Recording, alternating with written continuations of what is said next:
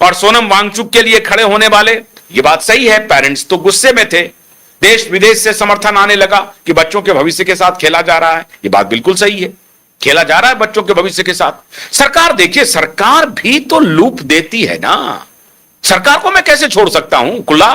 नहीं छोड़ सकता हूं खुला। सरकार भी रास्ता देती है, हमारे खिलाफ करो। अभी देश भर में वकील नाराज हैं, देश भर में, और आप देखेंगे आने वाले दिनों में वकील सड़क पर उतरेंगे जुडिशरी के खिलाफ, इनकी करतूतों के खिलाफ नाराज हैं देश भर के वकील। तो ये कौन दे रहा है मौका?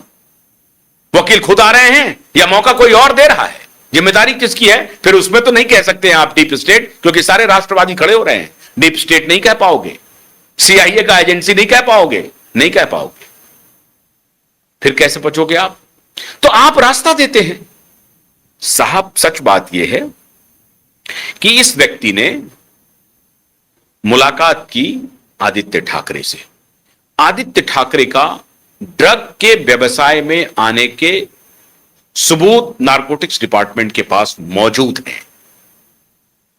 अब ये रिया चक्रवर्ती हो, शोभित चक्रवर्ती हो, आदित्य ठाकरे हो, सूरज पंचोली हो, डिनो मौर्य हो, अरबाज खान हो, ये सब इसमें शामिल हैं।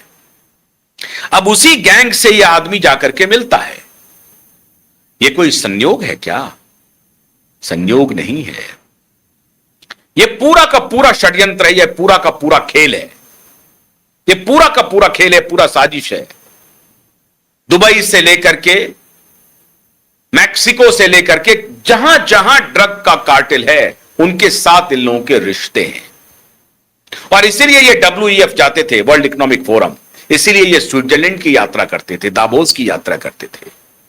ये ठाकरे एंड गैंग दावोस में बड़े प्रिय थे, स्पेशल चार्टर से ले जाया जाता था इनको। ये ड्रग सप्लायर, और ड्रग का जो पैसा है वो मिलियंस में है, वो अलग अलग तरीके से रूट होकर के आता है। ठाकुर फाउंडेशन से इसे पैसा मिलता है। आशुतोष रंका का मैंने कल ही बताया था कि उसका संबंध कैसे bill and Melinda Gates foundation से है, गावी से है। मैंने कल बताया था आपको कि सरकार के अंदर मोल बैठे हैं, डॉक्टर के बेस में, साइंटिस्ट के बेस में, ब्यूरोक्रेट्स के बेस में। ये सब मिलकर के सरकार को भी डिरेल करने की पूरी प्लानिंग करते रहते हैं। लेकिन सामने से वो डॉक्टर दिखेंगे, सामने से वो साइंटिस्ट दिखेंगे, सामने से वो ब्यूरोक्रेट्स दिखाएंगे। लेकिन खेल षड्यंत्र इनका बड़ा है। ड्रग कार्टेल, फार्मा माफिया, ये सब एक ही हैं। नकली नोटों के तस्कर एक ही हैं, अवैध हथियारों के तस्कर एक ही हैं। इन सब में एका है, क्योंकि इन सब के पास इलिसिट मनी है, अवैध पैसे हैं बॉस, अवैध पैसे हैं मित्रों, अवैध पैसे। ये अवैध पैसे लेकर के ही ये पूरा खेल खेलता है। इसीलिए सौरभ दास की मुलाकात आदित्य ठाकरे से होती है। सौरभ दास मिलने नहीं जाता है अखिलेश यादव से। अब ये लोग मिल करके फिर अखिलेश को भी लाएंगे, वो अलग विषय है। लेकिन पहली मुलाकात अगर किसी सौरभ दास की हुई अपोजिशन में किसी नेता से, तो आदित्य ठाकरे से हुई, राहुल गांधी से नहीं हुई। क्यों नहीं हुई? अब मुझे नहीं मालूम कि राहुल गांधी का क्या समर्थन है और राहुल गांधी का कैसे इसका विरोध है, मुझे नहीं पता। लेकिन राहुल गांधी से क्यों नहीं मिलने गए सौरभ दास?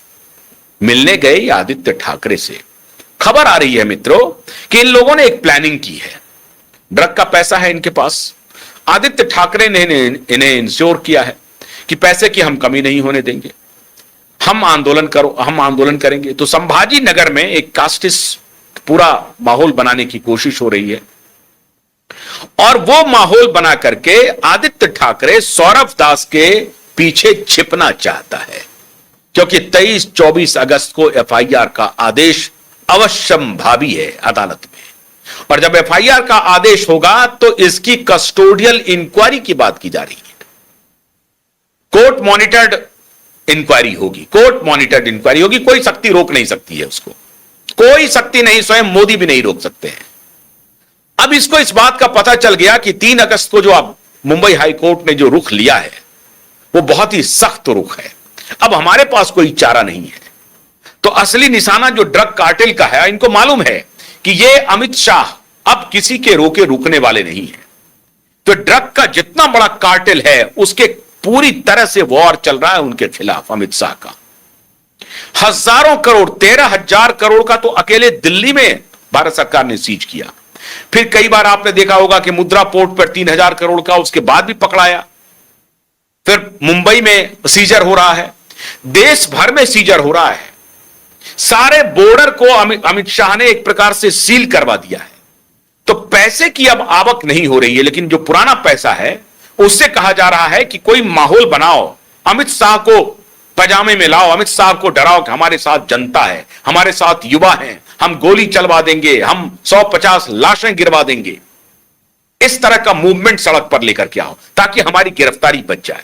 और उसके लिए हम हजारों करोड़ रुपया फेंकने के लिए तैयार हैं। क्यों? क्योंकि सारा drug cartel including Salman Khan का गैंग, ये सब इकट्ठा हो गया है। पूरा बॉलीवुड इकट्ठा हो गया है। बॉलीवुड जो ड्रग माफिया है वो पूरा गैंग इकट्ठा होकर के अमित शाह पर हमला बोलने के लिए ये पूरा षड्यंत्र किया जा रहा है। संभाजी नगर में आंदोलन की तैयारी हो रही है और वहां से ये डिमांड करेंगे अमित शाह इस्तीफा दो, छात्रों से माफी मांगो, तुमने गोली चलवाई, अमित शाह इस्तीफा दो। अमित शाह के खिलाफ ये खेल चल रहा है और ये सब ड्रग कार्टेल के निशाने पर चल रहा है। क्यों? क्योंकि अमित शाह ने इनकी कमर तोड़ने के लिए कोई कसर नहीं छोड़ी। हजारों करोड़ के न सिर्फ सीजर हो रहे हैं, गिरफ्तारियां हो रही हैं और इस बड़े पैमाने पर गिरफ्तारी हो रही है जिसकी आप कल्पना नहीं कर सकते हैं। सारे अड्डे सीज किए जा रहे हैं। तो बिलबिलाहट हो रही है आदित्य ठाकरे में। तो आदित्य ठाकरे ने सबसे पहले कहा कि सौरभ दास को बुलाते हैं, हमारा यार है, दोनों में बनेगी खूब और पैसे की कोई कमी नहीं होगी। पहले संभाजी नगर करते हैं, वहां से आंदोलन को हवा देते हैं और दीपके चूंकि एक दलित कम्युनिटी से आता है, वहां पर इसका ट्रायल करते हैं और एक दलित मूवमेंट खड़ा करने की कोशिश करते हैं। दलित मूवमेंट की आड़ में सरकार अगर करेगी तो कहेगा कि भाई दलित के खिलाफ सरकार है। अगर दलित छात्रों को इकट्ठा किया जाए और सरकार अगर कोई एक्शन लेती है तो फडणवीस सरकार को बदनाम किया जाएगा और उसके सहारे फिर अमित शाह को बदनाम किया जाएगा। मतलब मुंबई पुलिस को कहा जा रहा है कि मुझे गिरफ्तार मत करना, अगर कोर्ट का आदेश आता है तो कोर्ट का आदेश आएगा तो हमारी गिरफ्तारी मत करना, वरना हम महाराष्ट्र में आग लगा देंगे। मित्रों, मैं चुनौती देता हूं और मैंने इसके पहले भी कहा है, मैं सिर्फ पत्रकारिता नहीं करूंगा, आवश्यकता पड़ी तो मैं सड़क पर उतरूंगा इन माफियाओं के खिलाफ। आवश्यकता पड़ी तो मैं सड़क पर उतरूंगा और एक पत्रकार का यह धर्म है कि राष्ट्रवादी लोगों को इकट्ठा करके सड़क पर उतर करके इसका मुंह तोड़ जवाब दिया जाए। ये देश को जलाने की प्लानिंग कर रहे हैं क्योंकि ये जेल जाने से खुद को बचाना चाहता है। और ये जो माफिया है, ये माफिया है, ये सौरभ दास पूरी जिम्मेदारी से और अकाउंटेबिलिटी से कहता हूं, हिम्मत है तो ये आकर के हमारे कैमरे पर हमारे सवालों को फेस करे, बताए कि ठाकुर फाउंडेशन से क्या मिला, बताए कि आशुतोष रंका ने गाबी के साथ क्या किया, बताए कि मॉडर्ना और फाइजर का डिमांड क्यों किया था केजरीवाल ने, बताए। ये फ्रॉडस्टर, ये गैंगस्टर जिन्होंने कोविड के दौरान देश को लूटा, लाखों लोगों को मौत के घाट उतरवाने में इन लोगों की भूमिका है। इन्होंने सरकार को मजबूर किया, हर तरह के मास्क लगवा लो, सोशल डिस्टेंसिंग कर लो, लॉकडाउन लगवा दो, वैक्सीन लाओ, वैक्सीन लाओ। ये माफिया थे क्योंकि वैक्सीन कंपनियों से पैसा खा रहा था। तो ये षड्यंत्रकारी अब अमित शाह को सब कुछ पता चल गया है, मोदी को भी पता चल गया, मैंने कल ही बताया आपको। तो अब एक्शन शुरू है इनके खिलाफ, इसलिए ये दोनों इकट्ठा हुआ जेल जाने से बचने के लिए ठाकरे, और इसको लग रहा है कि ठाकरे के साथ मिलकर के हम एक मूवमेंट खड़ा कर देते हैं और दलित मूवमेंट खड़ा करेंगे वहां पे, तो वो फडणवीस के खिलाफ जा सकता है और ये डर जाएंगे, छात्र आ जाएंगे तो पीछ पर आएंगे और फिर हम बदले में क्या करेंगे, समझौता। समझौते में क्या होगा कि वो कह देंगे पुलिस को कि हमारी गिरफ्तारी मत करो। तुम्हारी गिरफ्तारी अमित शाह क्या, मोदी क्या, ट्रंप क्या, दुनिया की कोई शक्ति अगर आकर के कहेगी कि ठाकरे की गिरफ्तारी को रोक दो, ये रुकेगा नहीं ठाकरे, ये रुकेगा नहीं। और अगर तुमको यह हिम्मत, तुम ये चुनौती दे रहे हो कि तुम सड़क पर उतरोगे, तो मैं तुम्हें चुनौती देता हूं कि मैं सड़क पर उतरूंगा, तुम्हारे खिलाफ उतरूंगा, और देखते हैं किसमें कितना दम है।